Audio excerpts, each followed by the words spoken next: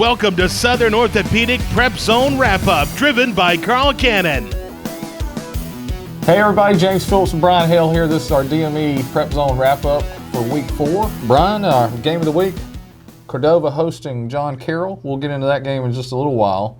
But to start us off, how about Winston County and LAMAR County in a game that we said would be close? Winston County wins 40-33. The only thing that I can say is they were able to run the ball effectively. We know they're not going to pass, so I would imagine, looking at the stats, we'll be able to review it up, but I imagine Austin Owens and co. had a real good night running the football. Well, when the Yellow Jackets get their offense rolling, it's hard to stop them. Whether they're running the ball, and they'll beat you every now and then on a pass, but putting up 40 points, they put up 60 points in another game this year, and that's a good win for Winston County, a good region win over LAMAR County. And it's an important win, right, to keep them going, because we know there's a lot of tough tests down the road for them, but it's certainly a good win. Yep. Okay, Bryan, next game, another long road trip. We had SUMITON Christian traveling a couple hours away to Cedar Bluff. This was a game that we thought would be close, and it was. Cedar Bluff wins 14-12. SUMITON scoreless till the fourth quarter. Tried to make a comeback, just fell a little bit short.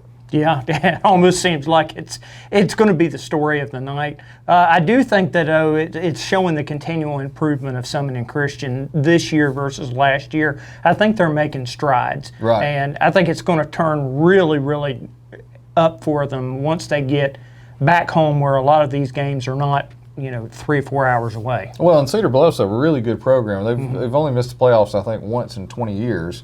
So that says a lot at SUMITON Christian going to their place and playing them that tight.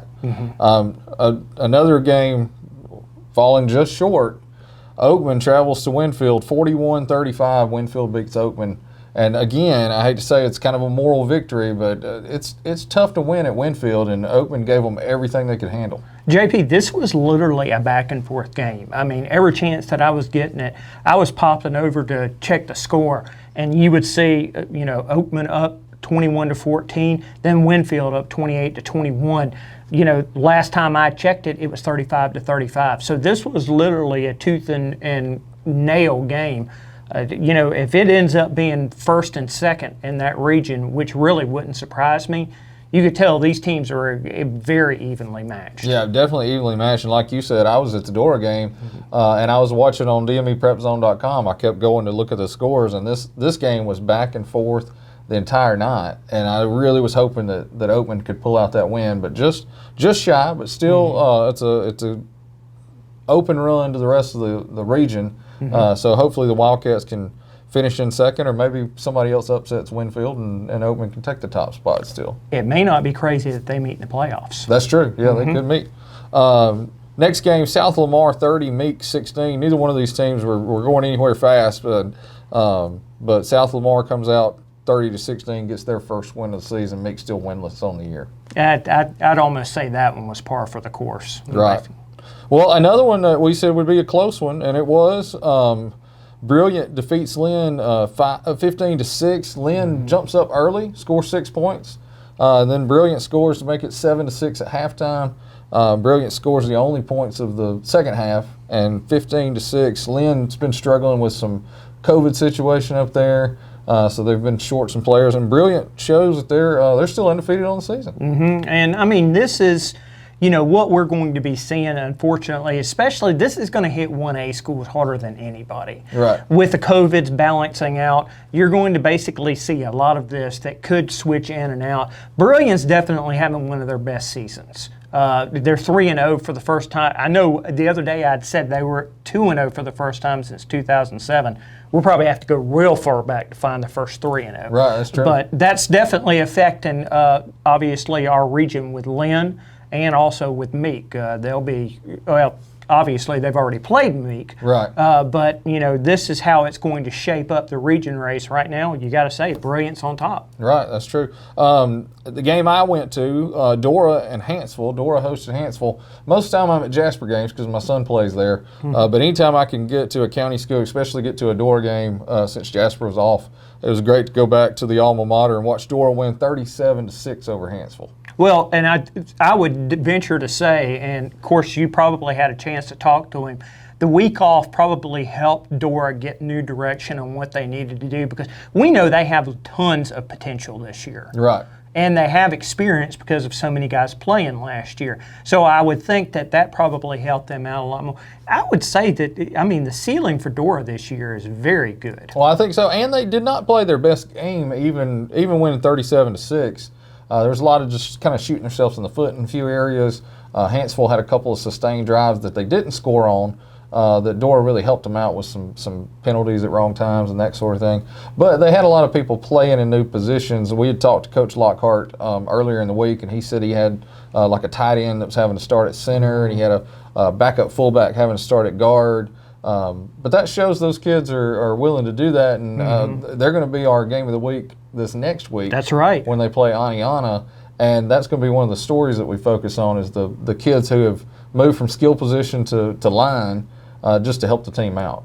Oh, we're going to be debuting a sharp-looking new helmet. They do, yeah. They have a really that thing is sweet. Yeah, Coach was able to send us one, so we'll have a brand new DORA helmet to showcase next week.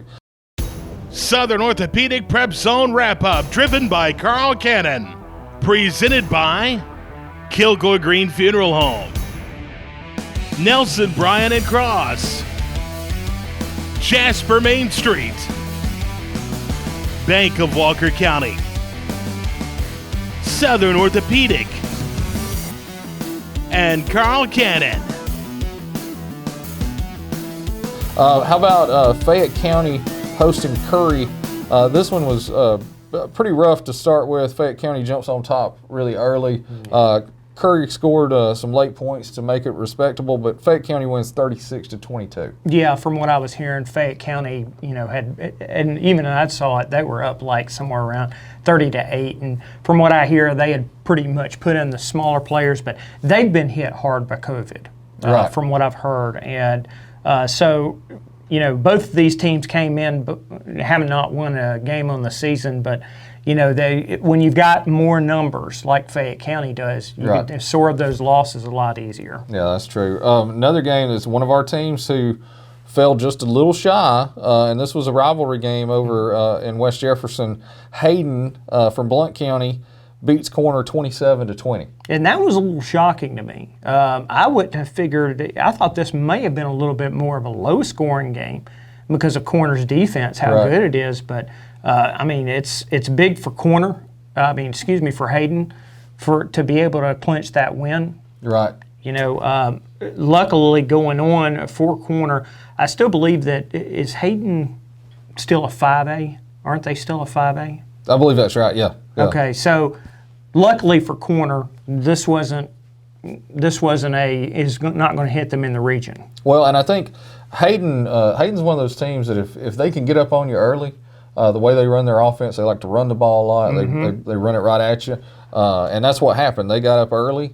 They were able to hold on to the football. Corner made a run late, and Hayden pulls off the win. And those two teams, it's a really heated rivalry, kind of like Corner and DORA. Hayden and Corner's very similar. Yeah. That's just, what is it, like an 8-mile difference between it's not Corner far at all. Hayden? Yeah, it's close.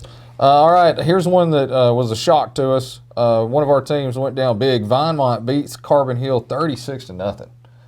Nobody saw that. Right. At all. And realistically, I'm having a hard time coming up with answers on that one. VINEMONT's traditionally one of the more struggling teams that a lot of our teams match up against. To shut out Carbon Hill, that takes a whole different look on the season. The way that we're looking at Carbon Hill right now.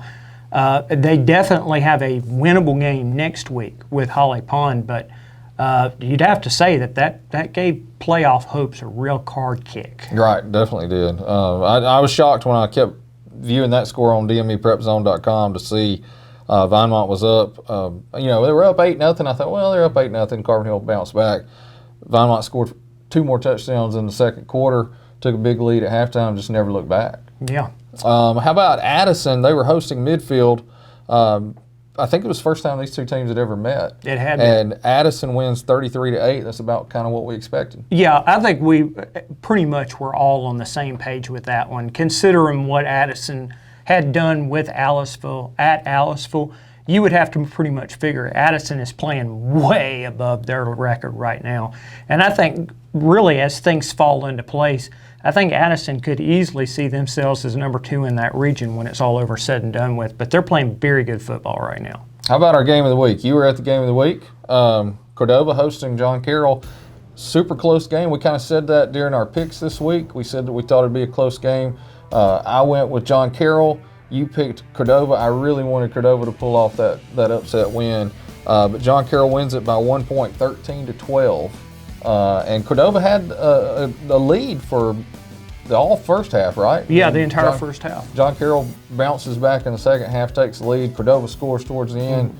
Tell us a little bit about what you saw in that game. Well, realistically, to me, it was the 4 turnovers by Cordova. All 4 of them were fumbles. That caused a lot of problems. So, I mean, the penalties and the turnovers were the biggest things to me in this. The penalties, more than anything, especially on the going in for the 2-point conversion, that's when it struck you the most. Cordova had just scored, really had rallied on a big pass play. At that point, there you are, you're 13-12. Instead of going for the extra point, they elect to go for 2, false start penalty, boom. It moved them back, made things a whole lot tougher for picking up that 2-point conversion. Onside kick did not work.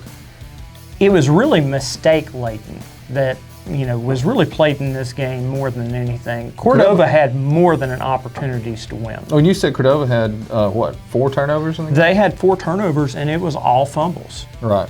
So, I mean, that's the difference there, really.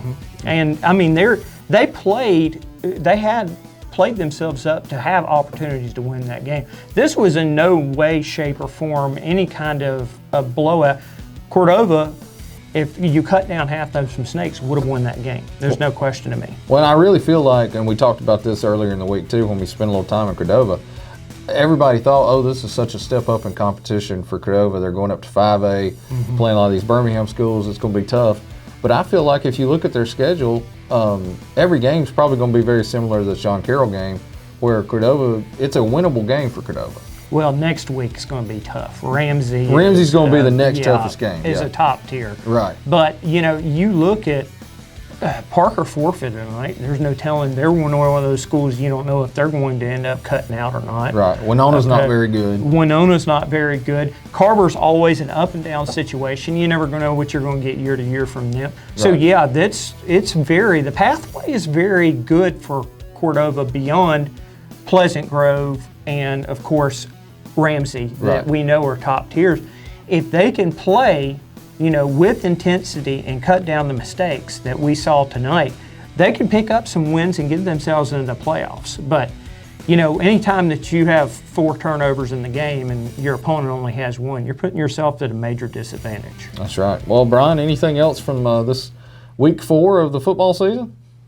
Nope. Of course, we're going to be juggling the next couple of days to figure out exactly who's going to be player of the week. That's right.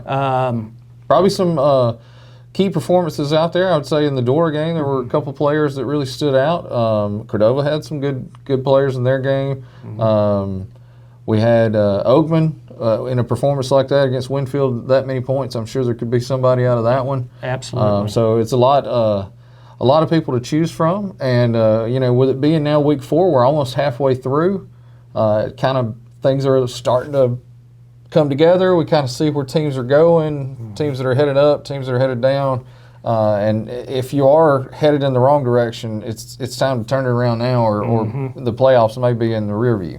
Yeah, and of course we don't know which teams in parts of regions could fall off the map. We already know it's happened to Tarrant. Already in OAKMAN and Carbon Hills region. It could potentially happen to Parker. We're already seeing them forfeit. You never know. That's always, unfortunately, this year going to be circling around our area. That's true. Well, Bryan, until I guess we'll be heading to DORA, we said, for our game time show next week. I think we've got some neat segments that we've got planned for that one, and I can't wait to get Coach Lockhart mic'd up, because I joke around with him all the time. He's the perfect coach speak guy. Coach speak as in he gives us, the old coach lingo and won't tell us too much. I think it'll be interesting to see Coach Lockhart at practice and when he forgets that the microphone's on, It will be a lot of fun. Yeah. I think we'll finally actually get to see some of the fun moments from Coach Lockhart. Right, yeah. Well, we'll see that personality come out. That he jokes around with us a Yeah. lot, but if you get him on camera, Yeah. he's pretty straight-laced. So maybe we'll get some of those jokes and maybe some of the other. I already talked to a couple of coaches tonight on the staff. I'm hoping that they kind of get him going whenever we come out there this week. Oh, hey, I think Justin Blevins will help us out a lot. Oh, yeah, he definitely would. He's a Yeah. lot of fun. Jace Cordell, you know. I think those guys were. I think we might actually get to see. You know, he'll shift from Data to Riker. You know, real Right. quick. Yeah. Right. I don't know what you're talking about with that, but that's fine. Okay. I'm not a Star Trek nerd. I jump in everything, man. Sports, I know. Star I'm Trek, more of a everything. Star Wars guy, though. Well, I'm not even going to tell you about that. Right. I mean, that could take us all I night. dressed up as a Sith Lord and won a prize for it. That's true. That is true. All right. Well, until this next week when we come to you with our Game Time show, I'm James Phillips for Bryan Hale.